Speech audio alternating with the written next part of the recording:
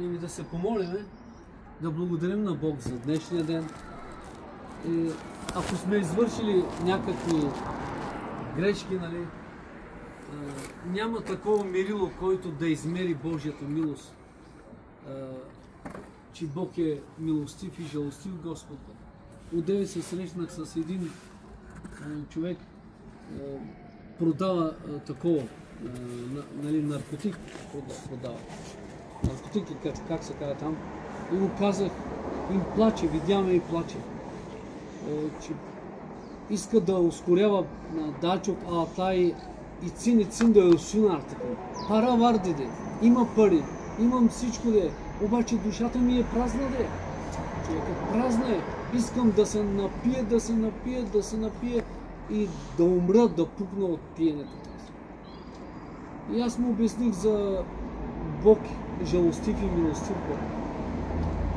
Безнадежден човек е. Това е безнадежда човек. Единственият нали, вариант за него, надежда за него, да умре човек. Просто той е обграден с една тел от мъка. Заобграден, стегнат в мъка човека. Парите казва, богат съм, казва. Имам всичко, обаче душата ми е бедна, казва. Душата ми е бедна. Ето иди сега разправи на такъв човек, нали, вече за надеждата за Христа Исуса. Без да отиваш с него, да го дразниш, да го тормозиш още повече, той ще се обърне, казва, че християните, казва, трябва да бъдат, нали, добри, обаче мошенници са, всеки е тръгнал за пари, казва. И той пък не вижда, нали, себе си, да види себе си, ама той се е съблазнил човек. Стана пред него камък, нещо спъна се и падна. И затова продължават хората. Обаче, ако има за човека надежда, че той падна и казва, аз не ставам, казва. Единствено казва да умра, затова ще пия до пукане, казва. И да се умирам, казва. По-бърже да дойде смъртта, искам смъртта, казва човек. И аз му обяснявам, че Бог е много жалостив, няма такова мерило да измериме, он мерхаметриден. Той е толкова милостив, че няма такова мерило да измериме, да кажем, ето това е Бог. Не, той е много милостив. Милостив към тебе, дето мислиш себе си, че, нали, аир няма от тебе, но ако се обърнеш към него, потърсиш го, той като спасител ще дойде при тебе. Ще те спаси тебе от проблемата. Ще те въздигне и после да разкрие себе си на тебе. Ела сред нас, нали, общуй с нас, влез сред нас и Бог може да разкрие себе си и Христа Исуса на теб и тогава да разбереш, че без надежда е лошо. А да умреш с надежда, че като дете отиваш си в дома си, нали, пребира се в къщата си. Епи мизбир мисафир избурда. Не да я паса, не дете си мисафир си, просто си чужденец си, пришелец на тази. Обаче хората се подлъгват от греха. Ето това е причината. Грехът направи роби. И да работиме повече на греха и накрая да умреме като богопротивници. Много пъти сме казали и Библията така говори. Чукайте, бе, хора, хлопайте, викайте към Бога, помощ. Как като гори къщата ти казваш, ярдам един, помощ, или потъваш. Защо викаш тогава? И така сега. Единствено Бог може да избави човекът от греха. Грехът няма да те пуска. Ти си бетониран там. От Адам и Ева там, нали, паднахме и вече ние сме бетонирани в греха. Няма за нас. Единствено само Спасителят Исус Христос може да не изведе от този бетон на греха. Може. Той го може. Няма нито Мойсей, нито красноречив проповедник. Проповедника, ако не проповядва разпнатия Христос, ако не говори, че Той може да те спаси, Нито парите могат да те спасят, нито докторите могат да те избавят, нито най-хубавите лекарства, нито почивките. Няма.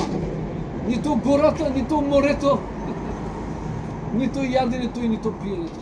Единствено само Христос Исус. Той може да избави нас, човеците, от този бетон на греха. Разбирате?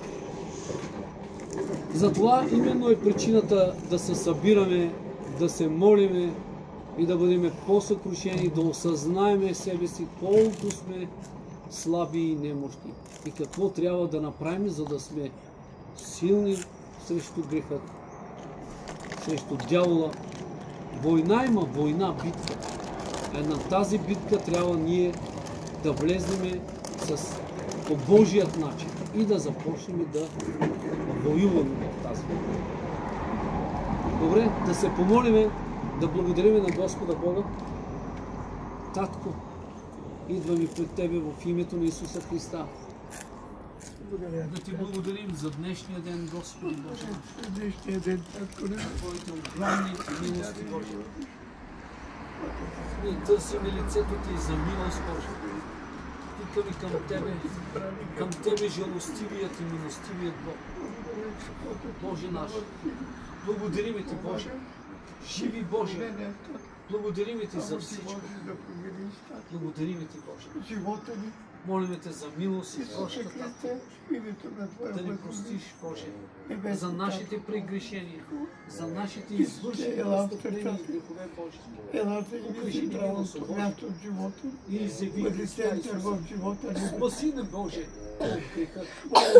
Ни благодат, Боже, да цениме Христос, да обичаме Исуса, както Ти го обичаш, и да обичаме Тебе, както Христос Те обича. Молим Те, помогни ни, о Боже.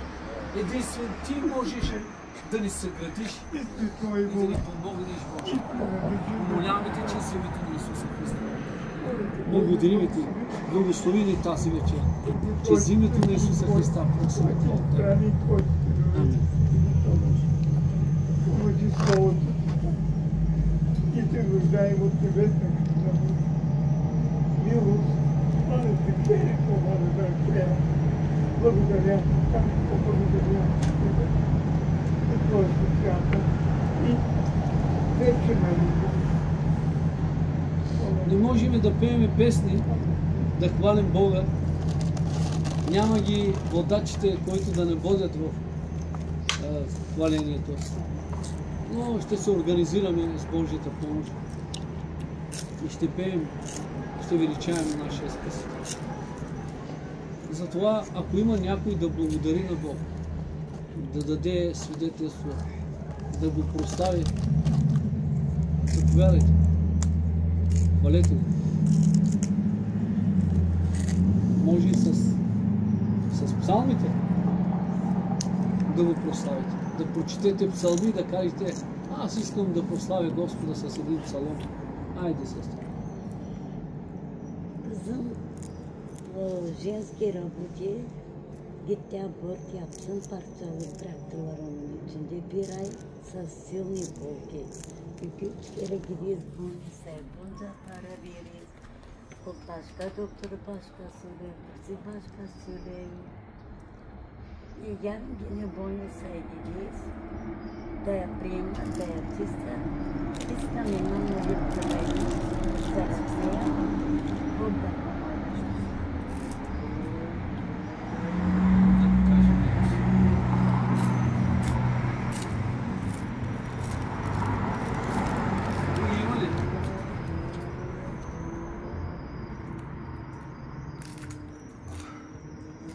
Ако няма да прочетем Словото, малко да видим някои неща.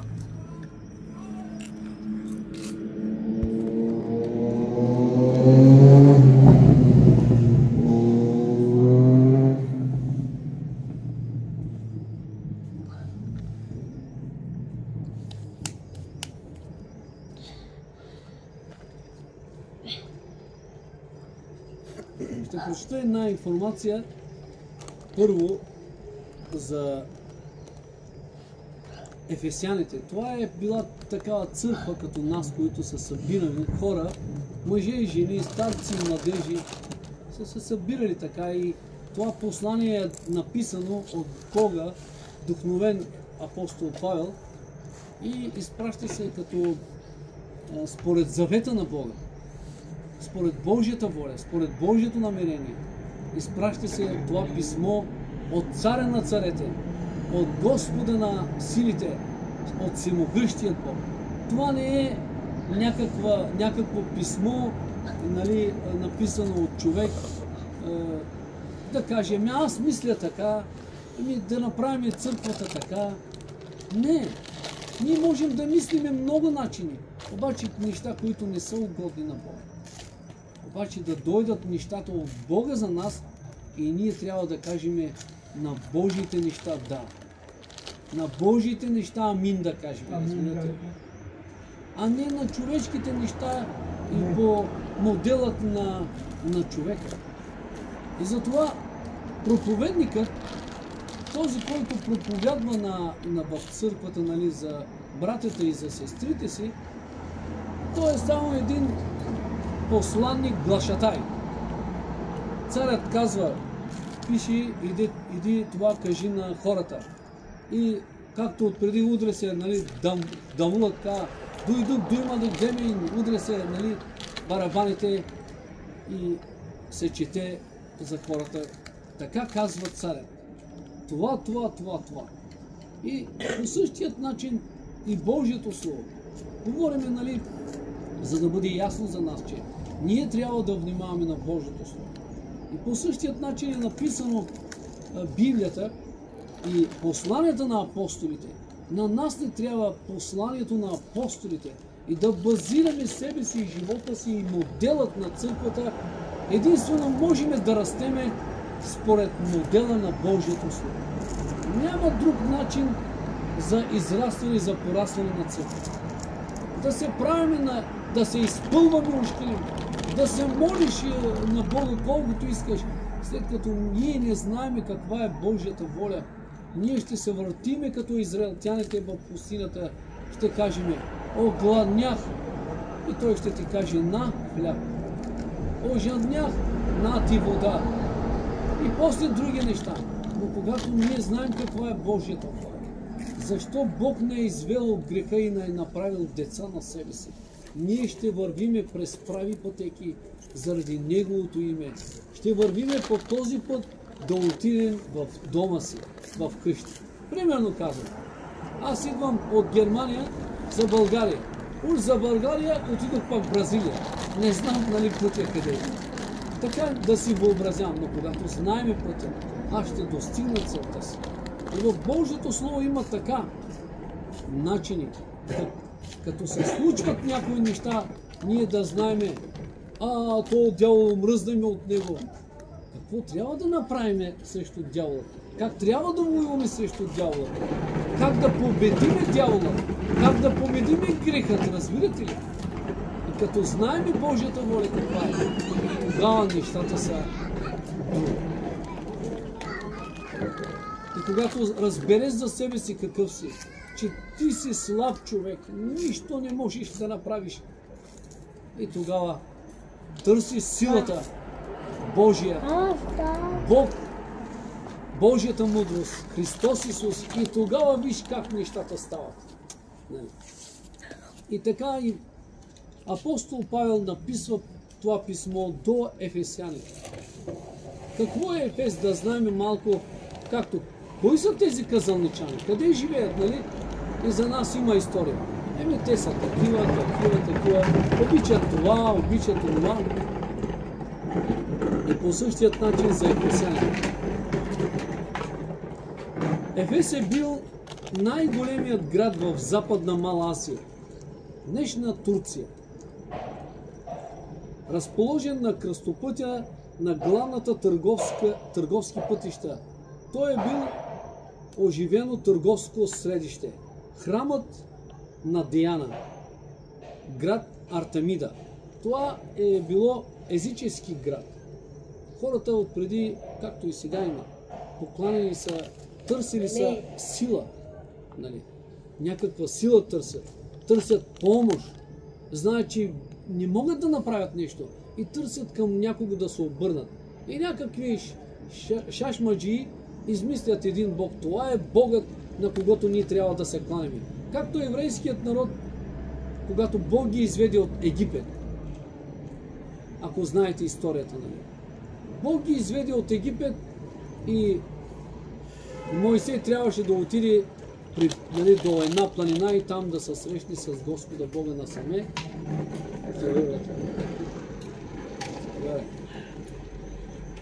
И докато Моисей е горе на планината, народът вика: дай да си направим Бог. И те си измислят Бог. И правят едно теле и започват да танцуват и да скачат, да играят пред това теле и да казват: не е ли това теле нас наизведе? Те си измислят. От собствените си ръце правят си някакви богове. По същият начин всички народи, племена, езици са имали богове. И са си измислили различни богове. Богът на луната, Богът слънце и така нататък. И тогавашно време в Ефес е имало такъв бог Деяна. И те са служили на този бог. Ушки.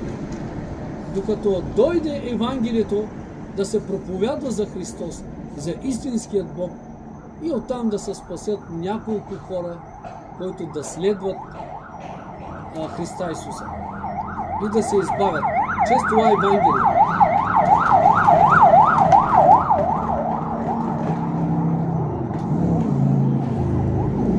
И тези хора, когато са чули Евангелието и са станали вече християни, Павел пише в първата глава, първия стих, така: Павел с Божията воля апостол Исус Христов до светиите и верните в Христа Исуса, които са в Ефес, седничи в Казанлък. Благодат и мир да бъде на вас от Бога нашият Отец и от Господа Исуса Христа. Благословен да бъде Бог и Отец на нашия Господ Исус Христос, който в Христа ни е благословил с всякакво духовно благословение в небесни места, като ни е избрал в Христа преди създаването на света, да бъдем святи и без недостатък пред Него в любов, като ни е предопределил да ни осинови чрез Исуса Христа по благоволение на своята воля за похвала на славната си благодат, с която ни е обдарил във възлюбения си. В Него имаме изкуплението си чрез кръвта Му и опрощение на прегрешенията ни според богатството на Неговата благодат. Бог си е наумил тук, обяснява на църквата в Ефес, да има деца. Бог ни е предопределил още преди създанието на света. Още преди да е имало ангели, да е съществува нещо. Бог си е избрал за себе си народ. Този народ ще бъдат неговите синове и дъщери. Не казва за Израел. В посланията има такива послания, където да се разбере, че истинският Израел, истински Аврамови деца са онези, които са родени от Бога. Тук Бог благоволи към тебе. Това не е човешко желание или твоето желание. Както казах, ние сме бетонирани в греха. За нас е удоволствие греха да грешиме. Каквото и да направя, ако някой ни каже: бе, не дей така, махай се от тук, виж какво направи, нали, този или онзи на мене, искаш да си отмъщиш, искаш да направиш нещо. За нас е хубаво грехът, разбирате ли, отколкото да ни го извършим. Така ние просто завладял грехът. Обаче Бог иска да ни изкара от този бетон на греха, да ни направи свои деца, да ни ражда Господ Бог, да ни новороди. Ние не можем да направим нещо, за да се родиме отново, както казва в Евангелието на Йоанна 3 глава. Един учител, богослов човек, Никодим, идва през нощта при Христос и му казва: учителю, знаем, че си от Бога. И започва един разговор там. Исус му казва, ако човек не се роди отново, не може да види Божието царство. И той казва, как така? И той казва, ти нима си учител, учиш народът, па не знаеш ли това? Новорождението е нещо много важно. Обаче хората търсят методи и начини как човек да се новороди. Какво трябва да направи човек да се новороди? Какво ще направя? Ще отида, ще взема волно кръщение, ще влезна, ще взема дар езици, ще давам десятъкът, ще седна на стола, ще бъда активен. И това мислиме ние, че е новорождението. И продължаваме някакъв начин да направя нещо. Оставям тютюнопушенето, оставям този грях или онзи грях. И ние мислиме вече, че сме новородени. Обаче след кратко време ние пак отиваме в греха. И после ние се отчаиваме и отиваме. Ей! Майката. Обаче тук става нещо много важно. Много добро нещо. Бог благоволи към нас, както ние, нашите деца, или ние не сме се родили да кажем, аз искам да се родя, от кого да се родиш? От един цар, от един шейх, от еди кой си. Не, ние не знаем от кого ще се родиме и родихме се. Как? От намерението на нашите родители. Нали така? По някакъв начин те са се залюбили един на друг. И ето ни ние от тяхната любов дойдохме, нас не има. От човешко желание обаче. Нали така? От човешко желание, когато се събере мъж и жена. Нали така?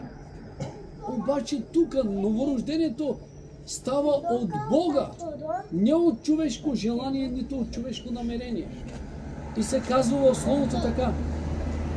Ако отец ми, на едно място, чакайте само да ви кажа това.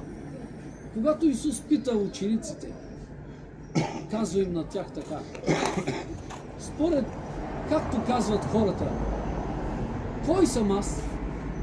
И казва, едни казват, че ти си Еремия, едни казват, че ти си един от старите пророци, други казват това. А според вас, аз кой съм? И Петър казва, ти си Христос, син на живия Бог. И Исус му се обръща и му каза, блажен си, Симоне,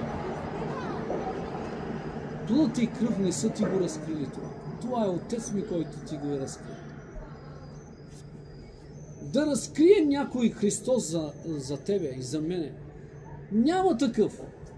Единствено Бог може да ни разкрие Спасителят. Разбирате ли? Той може да го разкрие като Божият син. И казва се на друго място, ако Отец ми не привлича, никой не може да дойде през Сина Христа Исуса. Отец е този, който може да ни привлича. Именно нашето спасение е по благодат. Както казах, ние сме бетонирани в греха. Не можем да се спасиме. Обаче Бог благоволи към нас. И Той ни претегля и ни измъква и ни довежда до човешкия син, до нашия Спасител Исус Христос. И Той ни го изявява като Спасител, който се родил, който остана като ембрион в корема на Мария 9 месеца и после да се роди и после да пораства. И всичко това е заради нас, бетонираните грешници в греха. Всичко това е заради нас. И ние да не разбираме Божията милост. И ние да не осъзнаваме Божията огромна любов. Че Бог толкова нас не залюби, че даде своят единствен син за нас. За да не погинем. Това е причината. Не е за да не бъдем бедни, за да не бъдем болни. Ние един ден пак ще умреме. Дали богати, дали здрави, смъртта е неизбежна. Тя е вратата към живота. Или тя е вратата, от която ние излизаме от затвора и влизаме в кралството.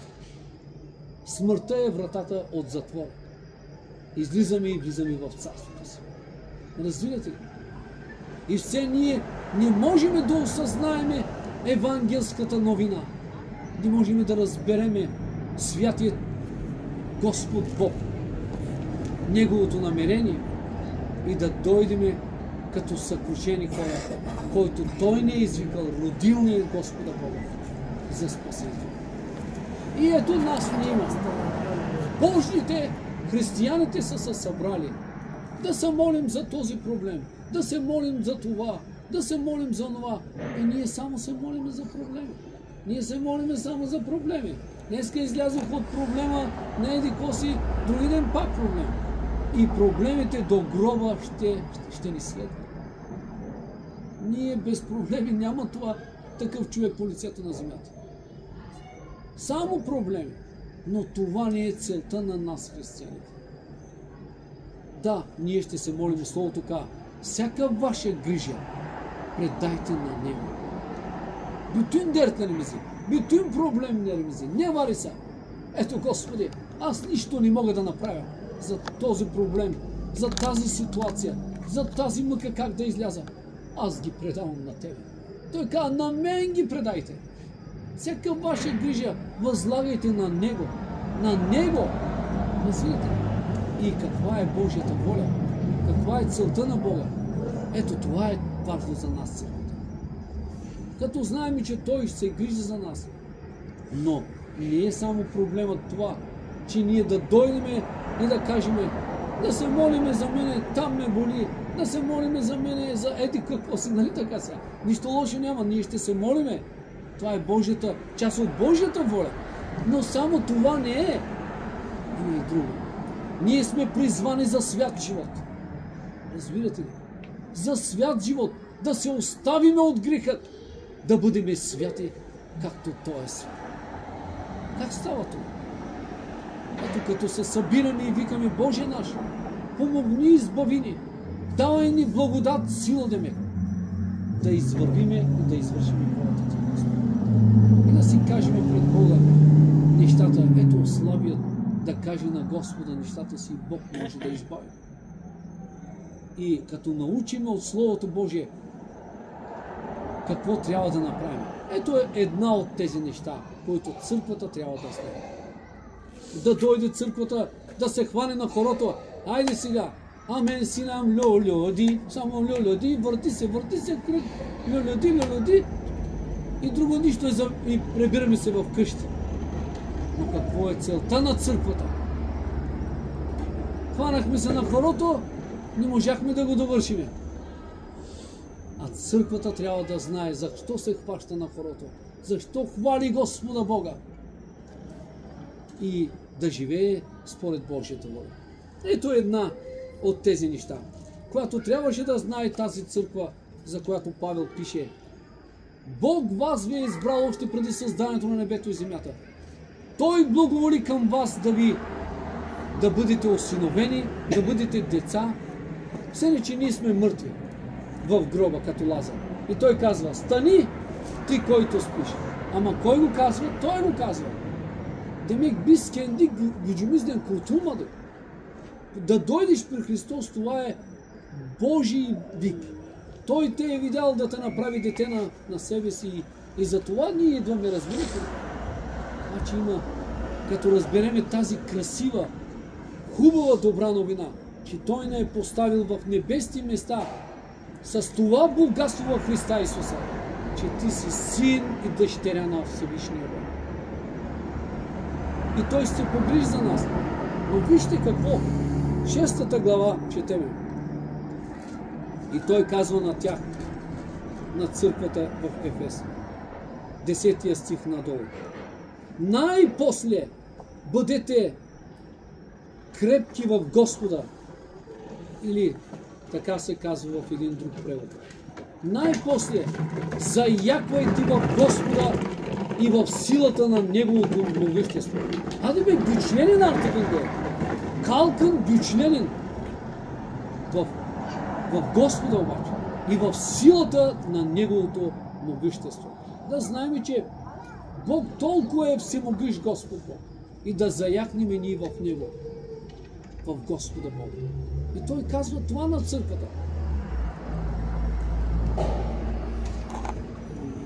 Облечете се в Божието всеоръжие, за да можете да устоите срещу хитростите на дявола.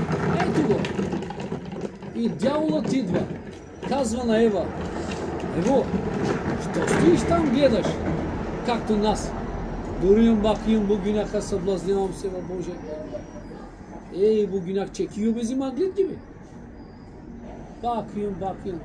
И дяволът казва на това грешно естество: ние като желязо, когато мъглита стои срещу желязото, то го тегли, нали така? Така и ние стоиме и ставаме измамени от грехът. Както каза Христос, нали, Бог каза на Каин: грехът се стреми към тебе, Каине, но ти трябва да го владееш.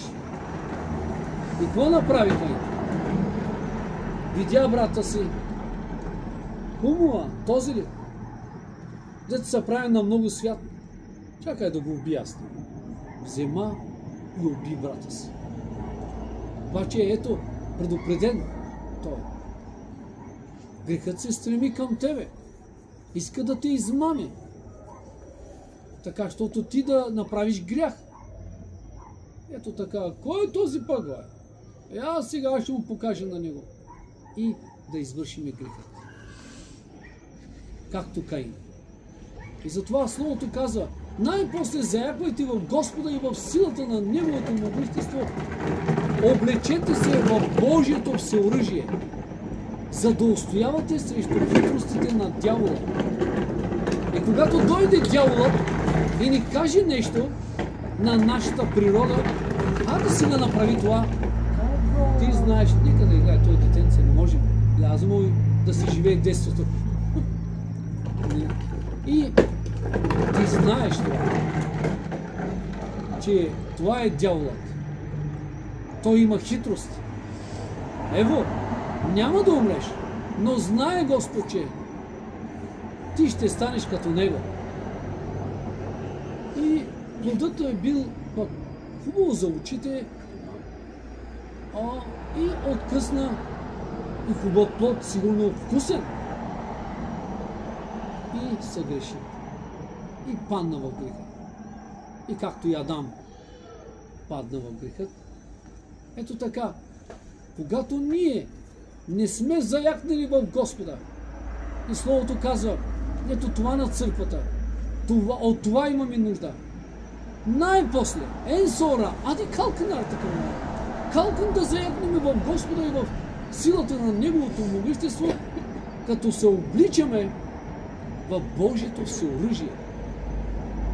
Аз ги дюшме, че агин мишин алмалмышын шмайзери, almamışın kılıcı, gidin düşme.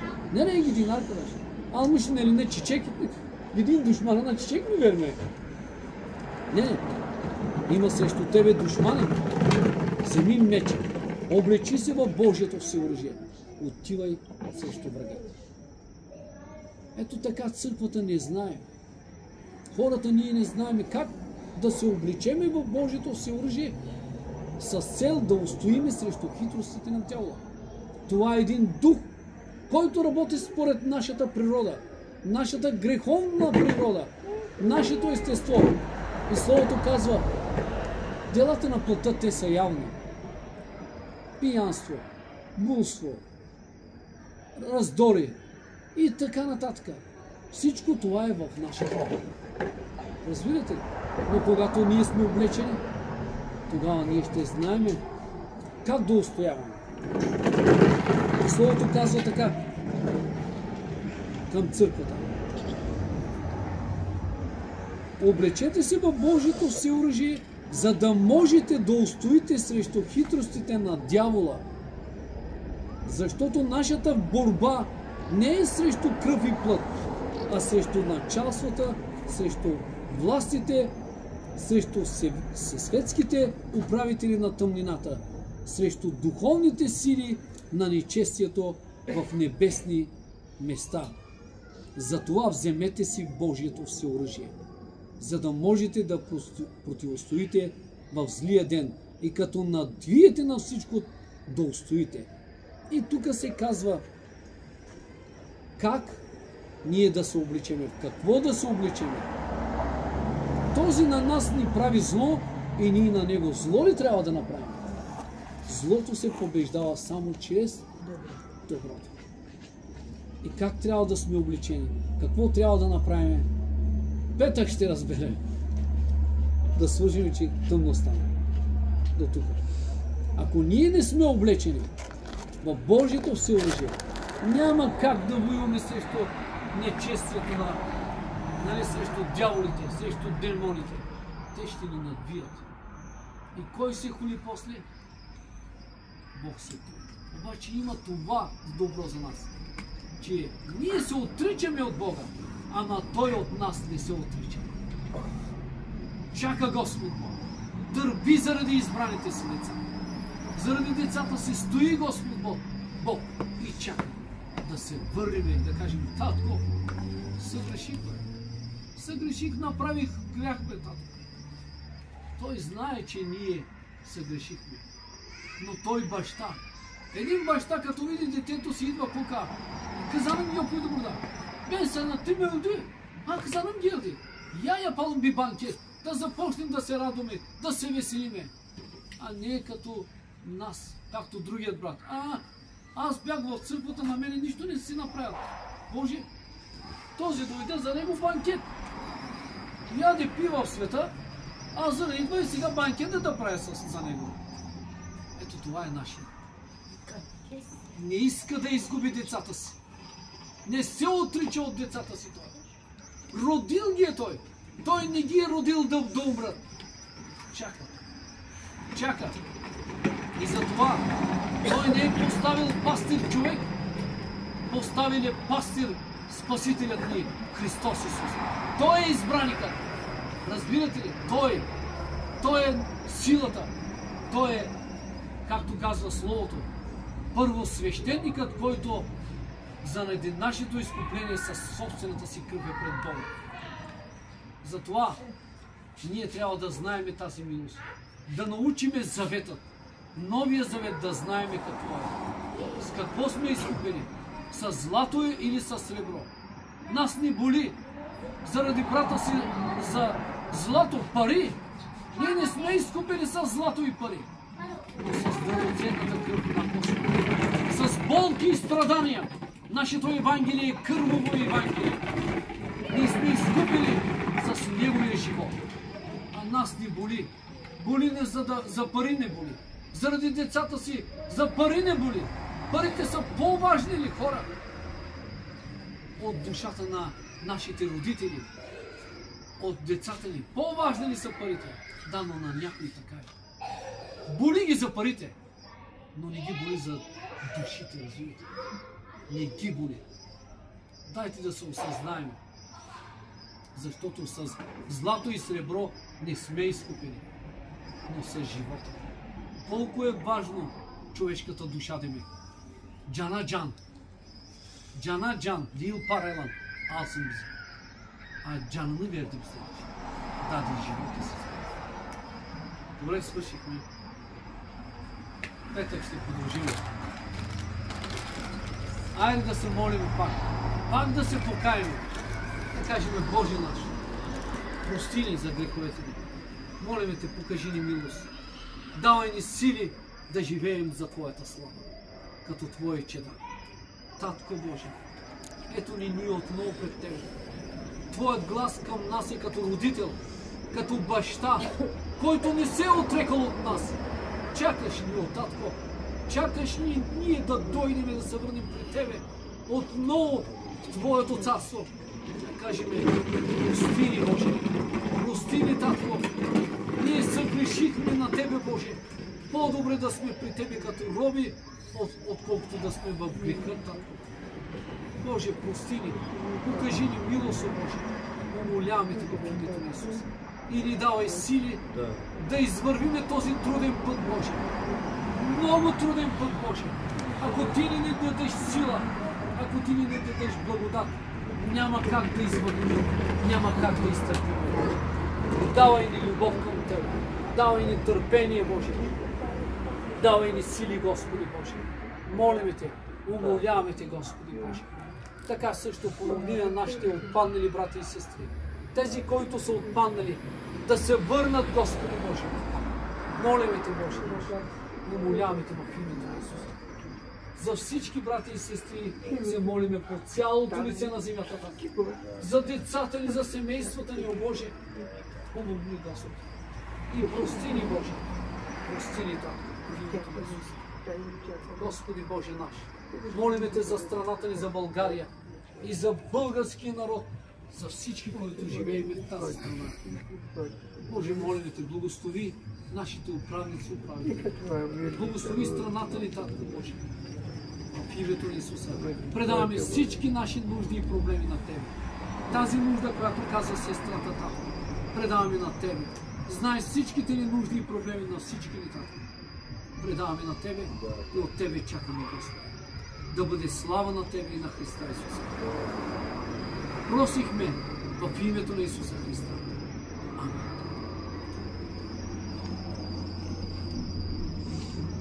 Ево, няма суговорител, няма песни, няма микрофони. Става ли служение, а? Става. Да бъде слава на Бога. Да не сме зависими от гитари, от дамбурки, от микрофони си говорители. Да сме зависими от нашия Бог. Толкова. Добре, свършихме петък, пак 7 часа. Тук. Нали сега вторник? Да. Петък. Добре, петък.